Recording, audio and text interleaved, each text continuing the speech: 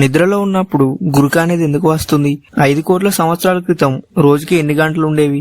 అలాగే ఆలు చిప్స్ అనేవి మొదటగా ఎవరు తయారు చేశారు? సో ఈ 3 ఇంట్రెస్టింగ్ ఫ్యాక్ట్స్ గురించి ఇప్పుడు మనం ఈ వీడియోలో తెలుసుకుందాం. నెంబర్ 1, నిద్రలో ఉన్నప్పుడు గురక ఎందుకు వస్తుంది? మనలో కొంతమందికి నిద్రపోతున్నప్పుడు గురక అనేది వస్తుంది అండ్ వాళ్ళు పెట్టే గురక అనేది మిగతా వాళ్ళకి చాలా డిస్టర్బెన్స్ గా ఉంటుంది. అయితే గురక రావడానికి రీజన్ ఏంటి అంటే మనం పడుకున్నప్పుడు గొంతు లోపలి కండరాలు వదిలై కిందకి జారుతాయి. సో దాంతో శ్వాస మార్గం అనేది సన్నబడుతుంది అండ్ ఆ శ్వాస మార్గం నుండి గాలి లోపలికి బయటికి వచ్చిపోతున్నప్పుడు మన గొంతులో ఉండే సాఫ్ట్ టిష్యూ అనేది కంపిస్తుంది అండ్ దాని ద్వారా జనరేట్ అయ్యే సౌండ్ నే గురక అని అంటాం. అండ్ ఎక్కువగా గురక పెట్టడాన్ని స్లీప్ ఆప్నియా అని అంటారు. నెంబర్ 2, 5 కోట్ల సంవత్సరాల క్రితం రోజుకి ఎన్ని గంటలు ఉండేవి? ఒక రోజుకి 24 గంటలు ఉంటాయి అనే విషయం అందరికీ తెలిసిందే. కానీ యుఏఏలోని ఆల్ హజార్ పర్వతాల్లో జరిపిన పరిశోధనలో ఒక షాకింగ్ విషయం అనేది తెలిసింది. అది ఏంటి అంటే 7 కోట్ల సంవత్సరాల క్రితం ఒక రోజుకి 23.5 గంటలే ఉండేవి. సో దాంతో భూమి అనేది సూర్యుని చుట్టూ 372 సార్లు తిరిగేది.